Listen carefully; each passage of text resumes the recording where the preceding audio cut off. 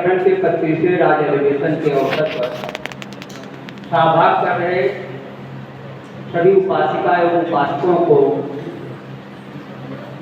मैं बहुत बहुत धन्यवाद देता हूँ, वंदन करता हूँ, अभिनंदन करता हूँ, स्वागत करता हूँ।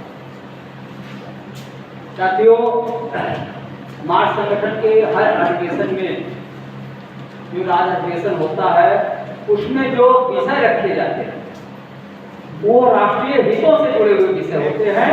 किसी वर्ग विशेष के हितों से जुड़े हुए विषय नहीं होते हैं, बल्कि राष्ट्रीय हितों से जुड़े हुए होते हैं। उसी में से एक है कि बुद्धिस्ट पर्सनल लॉ पौधों की आजादी की आधारशिला है। आखिर बुद्धिस्ट पर्सनल लॉ की हमें आवश्यकता क्यों है?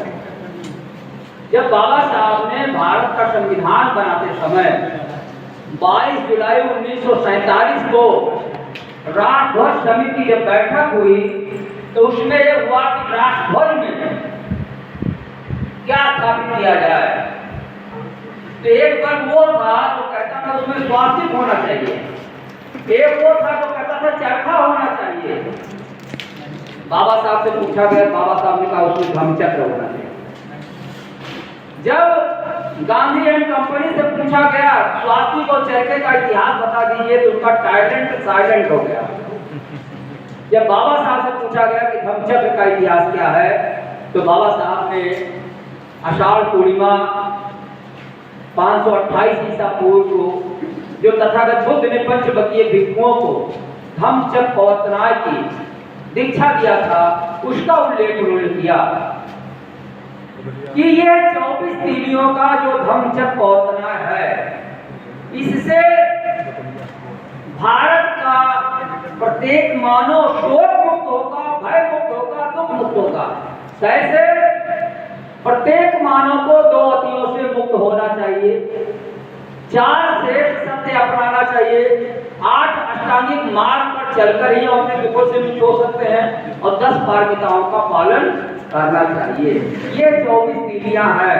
इस 24 तीलियों का बाबा साहब ने इतना बड़ा विस्तार है कि कम से कम 2 या 3 दिन में इस पूरे धम्मचक्र प्रवर्तनाय का जो है उल्लेख किया है। संक्षेप में बताना संभव नहीं है। तो इसके बारे में बाबा साहब ने कहा कि बाबा साहब ने 528 ईसा पूर्व के उस इतिहास को बताया, आषाढ़ी पूर्णिमा के इतिहास को, जिसे गुरु पूर्णिमा कहा जाता है। तो राष्ट्रध्वज समिति के लोगों ने कहा कि जो बाबा साहब ने इतिहास बताया है ये तर्कपूर्ण है, ये व्यवहारिक है, ये सैद्धांतिक है, इसीलिए इसे स्थापित किया जाना चाहिए। तो पहली निशानी पौधों की राष्ट्रध्वज में है। दूसरा क्या है? भारत में जो भी सिक्का और नोट चलता है उसमें अशोक की लाज। भारत का राष्ट्रपति जहां पर बैठता है उसके सिंहासन के ऊपर 16 अक्षरों में लिखा हुआ धम्मचक्र प्रवर्तनाय और धम्मचक्र बना हुआ। सेना अध्यक्ष, चौकीदार, इनके कैप पर, बेल्ट पर, बैच पर अशोक की लाज बनी हुई। भारत रत्न जो दिया जाता है उस पर भी अशोक की लाज बनी होती है। जर्नल में बाबा साहब ने बौद्ध धर्म की निशानी को भारत के संविधान में समाहित करने का काम किया है। जब भारत का संविधान बौद्धमय है तो फिर बौद्धों का कानून क्यों नहीं? ये मास का तर्क है। ये ऑल इंडिया पर्सनल लॉ का तर्क है और इसी तर्क के आधार पर सुप्रीम कोर्ट ने 3 जनवरी 2017 को भारत सरकार को निर्देश दिया कि बौद्धों का कानून यथाशीघ्र बनाया जाए। लेकिन चूंकि शासक वर्ग विदेश में बौद्धिस्ट होता है और जब भारत की धरती पर होता है तो इसे काली और दुर्गा दिखाई पड़ती है, और जब विदेश की धरती पर जाता है तो कहता मैं बुद्ध के देश से आया हूं। कहता है हमारा देश युद्ध नहीं बुद्ध चाहता है। बाहर जाता है तो बौद्धिस्ट हो जाता है, बौद्धमय हो जाता है, और भारत में आता है तो पुनः अबौद्ध हो जाता है। क्या इतने पर्याप्त सबूत नहीं है जिसके लिए मुझे बौद्ध पर्सनल लॉ चाहिए, बौद्धों का कानून चाहिए? 25 से 28 तक अनुच्छेद 25 से 28 तक धार्मिक स्वतंत्रता का अधिकार दिया गया है कि प्रत्येक भारत के प्रत्येक धर्म के लोग अपने धर्मों का स्वतंत्र शादी विवाह विच्छेद और जो रीति रिवाज तीज त्योहार हैं, जो उनके बौद्ध विहार है, उनके रख रखाव के बारे में वो व्यवस्था करने के लिए बनाया गया। लेकिन बौद्धों का कानून नहीं है, और जब तक बौद्धों का कानून नहीं होगा तब तक जो लोगों का कानून नहीं है, भारत में जिनका भी कानून नहीं है, वे सब हिंदू लॉ से गवर्न किए जाएंगे, वो हिंदू माने जाएंगे कानूनी रूप में। तो क्या हमारे लोग हिंदू बनना चाहते हैं, हिंदू कानून के तहत जीना चाहते हैं? और जब तक बौद्ध पर्सनल लॉ लागू नहीं होगा तब तक हमारा जो हम विवाह सर्टिफिकेट देते हैं, जो भी हम संस्कार कराते हैं, जो भी बौद्ध विहार बनाते हैं, जो भी स्तूप हैं, वो सब किसके हैं? विष्णु के 10वें अवतार के। इसलिए आप श्रावस्ती टहलिए, वहां टेम्पल सब लिखा है। सारनाथ में जाइए टेम्पल लिखा है, गया में जाइए टेम्पल लिखा है। क्यों टेम्पल लिखा है? क्योंकि टेम्पल या मंदिर जो होता है वो हिंदुओं का होता है और बौद्धों का बौद्ध विहार होता है। तो जहां पर बौद्ध विहार होता है उसको टेम्पल तब तक बनाया गया है जब तक भारत के बौद्ध हिंदू लॉ से गवर्न होंगे। तो जो लोग हिंदू बने रहना चाहते हैं, हिंदू की परिभाषा से गवर्न होना चाहते हैं, जिन लोगों के ऊंच नीच में विश्वास है, अछूत पर में विश्वास है, जूता लात खाने में विश्वास है, अपमानित होने में विश्वास है, वो हिंदू बने रहे। लेकिन जिन्हें सम्मान और अधिकार का जीवन चाहिए, जो सम्मान पूर्वक जीवन जीना चाहते हैं, उन्हें क्या चाहिए? बौद्ध पर्सनल लॉ चाहिए। हम सब की, बौद्ध अनुयायियों की, भारत के संविधान के अनुयायियों की, जो लोग भारत के संविधान में विश्वास रखते हैं, जो भारत रत्न जो दिया जाता है किसी भी व्यक्ति को, जो हमारे राष्ट्रीय चिन्ह हैं, उन सब में जो विश्वास रखता है। और साथियों, कहा जाता है जिसका सिक्का चलता है उसका शासन चलता है। और सिक्का किसका चल रहा है? सिक्के में किसकी निशानी है? भारत में 7 धर्म के लोग रहते हैं, तथा कथित हिंदू, मुस्लिम, सिख, पारसी और जैन। ये 7 धर्म के लोगों को भारत के संविधान में मान्यता है। 7 धर्म के लोग रहते हैं और 7 धर्म के लोग अगर तलाशी ले ली जाए, उनके पास जो भी सिक्का निकलेगा, जो भी नोट निकलेगा, वो बौद्ध धर्म का निकलेगा। इसलिए भारत में किसका सिक्का चल रहा है? बौद्ध धर्म का। तो जब आपका सिक्का चल रहा है तो कहा जाता है जिसका सिक्का चलता है उसका शासन होता है। लेकिन सिक्का तो आपका चल रहा है, कानून नहीं है। आप शादी चाहे जैसे कर लो, जिस दिन अदालत में तलाक के लिए जाओगे उस दिन वकील और जज आपको हिंदू लॉ के अंतर्गत तलाक दिलाने का काम करेगा। आप गोद लेना चाहते हो, आप संपत्ति का अधिकार करना चाहते हो, आप बौद्ध विहार का काम करना चाहते हो, आप स्वतंत्र रूप से बौद्ध नहीं है। तो कितने लोगों को जो है हिंदू धर्म अच्छा लगता है और कितने लोगों को बौद्ध धर्म अच्छा लगता है। एक उदाहरण से स्पष्ट कर देना चाहता हूं। जब सुबह सुबह हम लोगों को पूरब दिशा में सूर्य की रोशनी दिखाई पड़ती है, तो भारत में एक पक्षी है जो छुप जाता है, जिसे सूर्य की रोशनी अच्छी नहीं लगती और सूर्यास्त होने के बाद निकल आता है। उसको क्या कहते हैं? उल्लू कहते हैं, अंग्रेजी में आउल कहते हैं। और सूर्य की रोशनी क्या है? प्रकाश क्या है? ज्ञान क्या है? सूर्य की रोशनी ही बुद्ध की रोशनी है। बुद्ध की रोशनी ही सूर्य की रोशनी है। बुद्ध की रोशनी, बुद्ध का ज्ञान हमको ऊर्जा देता है, हमको क्षमता, करुणा, प्रज्ञा, प्यार देता है, हमको क्षमता, स्वतंत्रता, बंधुता, मैत्री और न्याय देता है।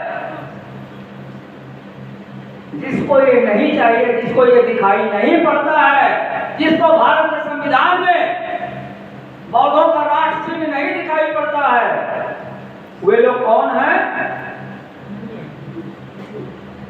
जिनको नहीं दिखाई पड़ता है, देखना नहीं चाहते, छुप जाते हैं। आउल है, उल्लू है। तो हमें उल्लू बने रहना है या बौद्ध बने रहना है, ये आपको डिसाइड करना है। हमने विषय इसीलिए रखा है कि पहले जानो, फिर छानो और तब मानो, और जब तक जानो नहीं तब तक मानो। दो चीजें हैं, मानना और मानो, वो भी है मानो। तब तक आप मानो नहीं है,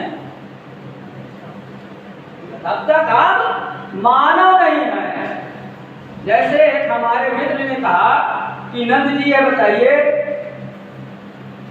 राम और रावण पे आपका क्या विचार है? तो राम एक शब्द है, और राम शब्द और राम जिसे तथा कथित लोग अपना इष्ट मानते हैं, दोनों दो चीजें हैं। तथा कथित इष्ट कहे जाने वाले राम पैदा भी नहीं हुए थे, उसके पहले भी राम शब्द का प्रयोग होता था, चाहे वो संगा राम रहा हो, चाहे जो है बुद्धा राम रहा हो। ये सारे यहाँ से लेकर लंका, जापान, चीन, हर जगह जो है बने हुए हैं। यहाँ भी आप श्रावस्ती में गए होंगे तो लिखा था संगाराम, यहाँ तथागत बुद्ध संघ के साथ विश्राम करते थे। ये राम शब्द की उत्पत्ति, हमने कहा हम उस राम की बात करते हैं। और बात तो रावण की है। आप कहते हैं अगर रावण है तो रावण है तो उनका फिर सोने की लंका नहीं होगी। तो हम कहा सोने की लंका तो हर घर में है, वो कैसे? हमने कहा रात में जो व्यक्ति जिस घर में सोता है वही उसकी सोने की लंका है। सोना, सोना मीन्स गोल्ड नहीं, सोना मीन्स सिल्वर। सोने यानी जब आप सोते हैं उसको भी सोना कहा जाता है। तो जिस कमरे में सोते हैं वो कमरा क्या है? सोने का कमरा है कि नहीं है? वो गोल्ड रूम नहीं है, वो स्लीपिंग रूम है, बेडरूम है, वो सोने का कमरा है।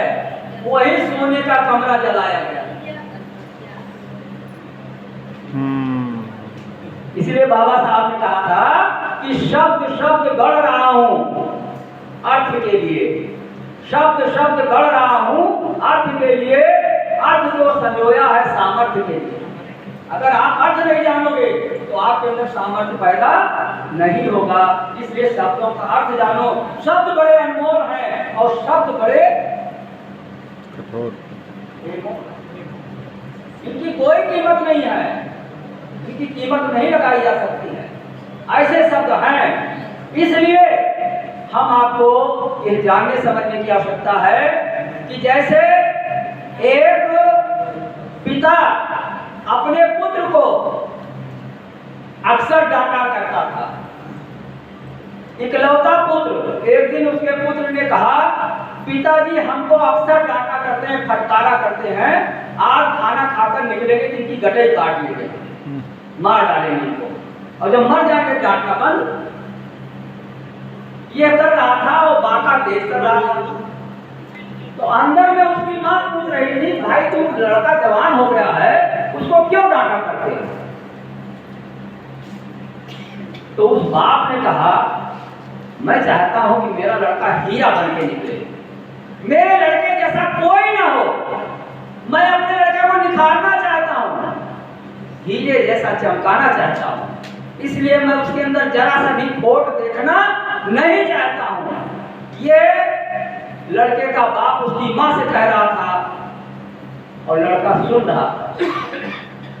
लड़का इधर धार तेज कर रहा था और जब लड़के के कान में ये बात गई, लड़का बाका फेंक कर गया, पिताजी के गले लग गया। कहा पिताजी मैं आपके बारे में बहुत गलत समझ रहा था। वो पिता होता है और वो पिता हमारे देश में राष्ट्रपिता ज्योतिबा फूले थे, राष्ट्रमाता सावित्रीबाई फूले थे, और तथाकथित कोई कहता होगा राष्ट्रपिता। हम तो उस पिता के बाबा को जानते हैं जिसे बाबा साहब डॉक्टर अम्बेडकर कहते हैं।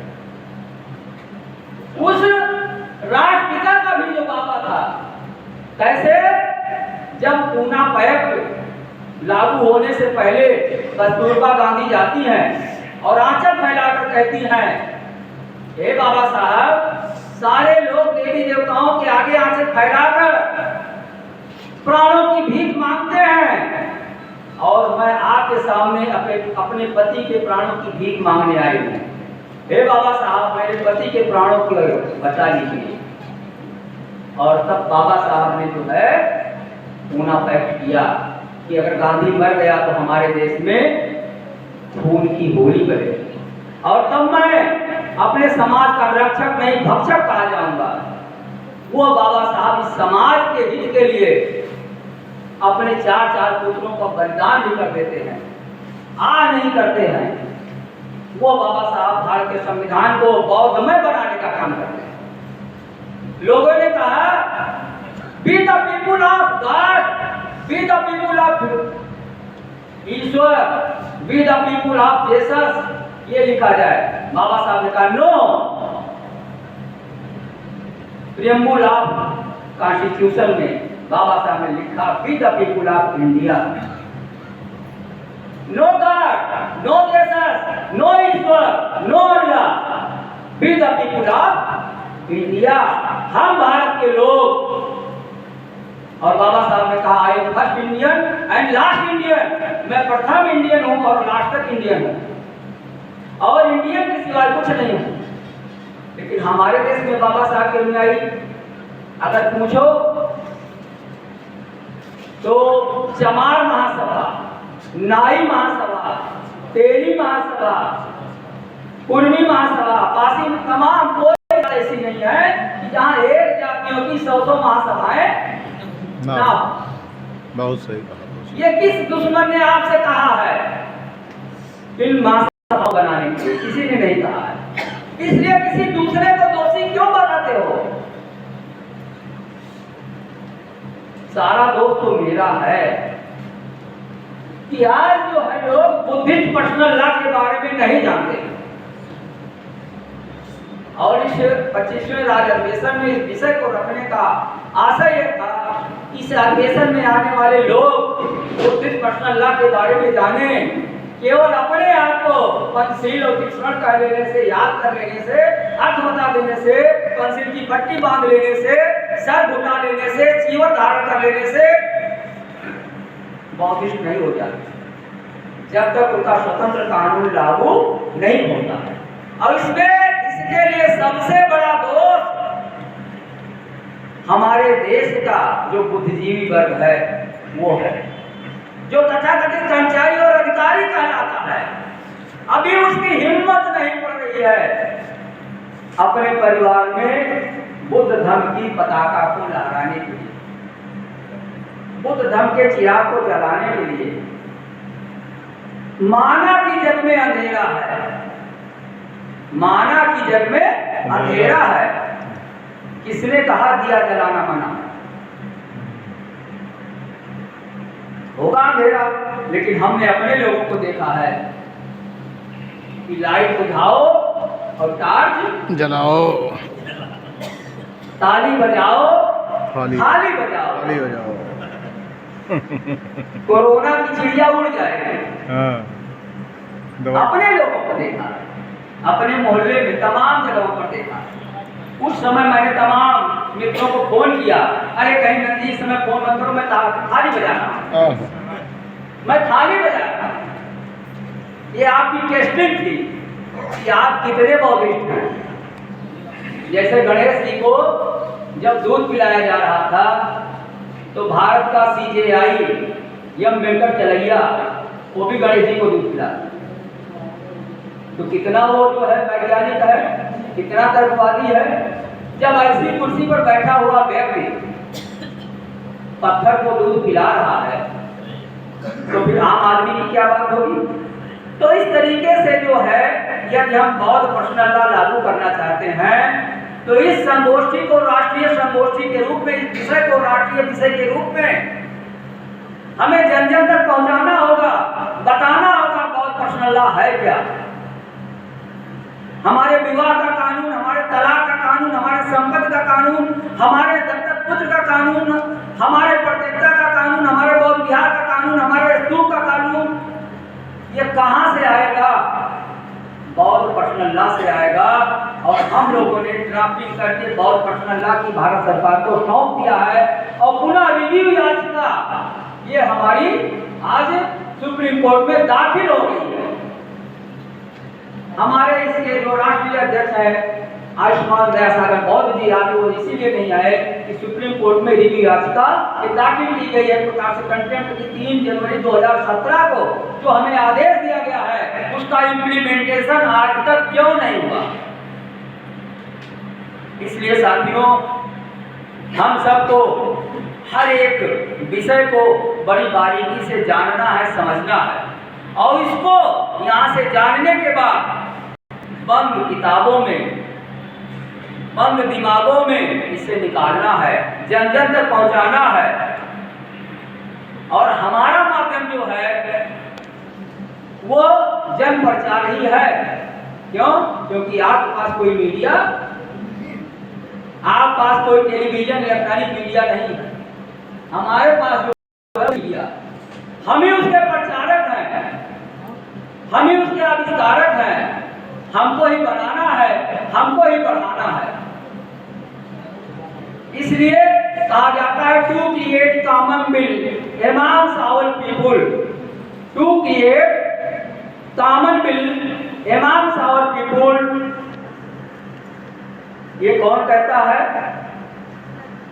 ये कहता हाफ पॉइंट हाफ माइंड। लेकिन मास क्या कहता है?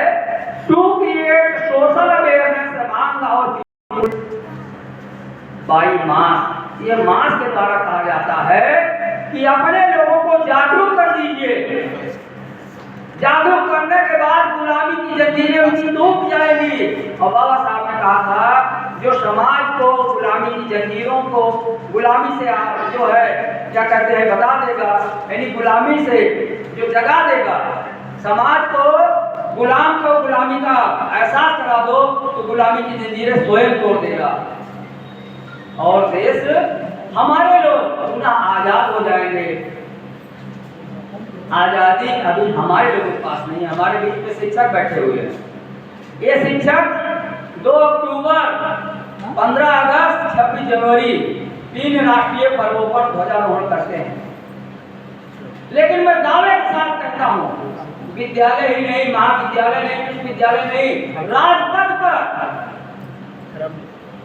जहां पर लाल किले पर 15 अगस्त को और राजपथ पर 26 जनवरी को जो ध्वजारोहण होता है, आज तक भारत में राजध्वज का इतिहास नहीं बताया जाता है। राजध्वज में जो धम्मचक्र प्रवर्तना है, जो धम्मचक्र स्थापित है, उसका इतिहास नहीं बताया जाता। ध्वजारोहण के बाद सबसे पहले बताना चाहिए। और कितनी बड़ी साजिश है, हमारा जो संविधान में इसका नाम राष्ट्रध्वज है, लेकिन हमारे पढ़े लिखे विद्वान साथी तिरंगा तिरंगा करते हैं। क्यों? और सरकार भी चाहती है तिरंगा यात्रा निकालना। ये किसका दोष है? हमारे लोगों का वो तिरंगा नहीं है, राष्ट्रध्वज है। अगर तिरंगा कहते हो तो मैं उसमें दिखा देता हूं कितने रंग। उसमें 4 रंग है। एक रंग जो धम्मचक्र का नीला नीला है सफेद में बीच में, वो क्यों नहीं दिखाई पड़ता? क्योंकि वो जो है इग्नोर करना चाहता है। वहां पर वो स्वास्तिक चाहता था, वहां पर चरखा चाहता था, लेकिन न चरखा चला न स्वास्तिक चला।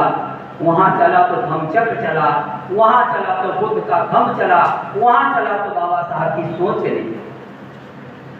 तो जो बाबा साहब ने चलाया है उसे आपको भी चलाना है और तभी बौद्ध कहलाना है। उसके पहले हम लोग बौद्ध कहलाने के लायक नहीं है। तो साथियों, बहुत लंबा ये चर्चा का विषय है, 15-20 मिनट पर इस पर चर्चा करना, लेकिन फिर भी एट ए ग्लांस एक संक्षेप दृष्टिकोण कहा जाता आईटोन के रूप में, मेंटल टॉनिक के रूप में आपके सामने परोसने का काम किया जा सकता है, जिसके बारे में मैंने एक छोटा सा प्रयास किया है। यदि कहीं जाने अनजाने आपको समझ में नहीं आया होगा तो आप समझ सकते हैं। इसलिए अंधेरे को कोसो मत, अंधेरा मन से दूर भगाओ, अज्ञान अंधेरा पास न पड़ते, ज्ञान के दीपक खुद बन जाओ। अत दीपो भव, बुद्धम नमामि, धम्मम नमामि, संघम नमामि।